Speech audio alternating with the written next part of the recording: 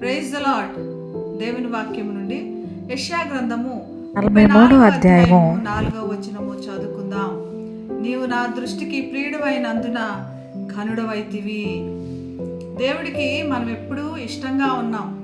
మనల్ని కనపరచాలనే ఆయనకు ఇష్టం ఉంటుంది.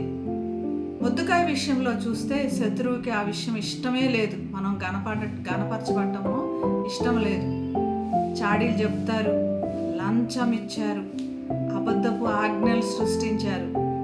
శత్రువు ఎంత బలపడితే మనకు అంత ఆశీర్వాదం వస్తుంది. కాబట్టి కలత చెందుతాం. పట్టణం అంతయు కలత చెందాను. ఇశ్రాయేలీలతో పాటు మిగతా జనం ఉన్నారు, వాళ్ళు కూడా కలత చెందారంట. ఎందుకంటే ఇశ్రాయేలీలు అందరితో మంచి సంబంధాలు కలిగి ఉన్నారు కాబట్టి. కానీ శత్రువు ఏమీ చేయలేకపోయాడు. అందుకే పౌలు చెప్తాడు, నింద కలిగినప్పుడు దేవుని ఆత్మ నీ మీద నిలిచి ఉంటుంది కాబట్టి ధన్యుడవు అని పౌలు గారు చెప్తున్నారు. కాబట్టి మనకి కలత చెందినప్పుడు దేవుని ఎదుట మనం ఘనమైన వారమని, ఆయనకు ప్రియమైన వారమని మర్చిపోవద్దు. ప్రార్థన చేసుకుందాం. పరిశుద్ధమైన యేసయ్య, శత్రువు హృదయం ఎంత కఠినమైతే అంతగా మీరు మమ్మల్ని ఆశీర్వదిస్తున్నందుకు నీకు వందనాలు.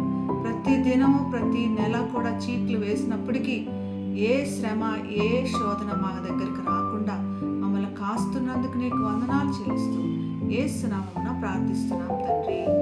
ఆమేన్.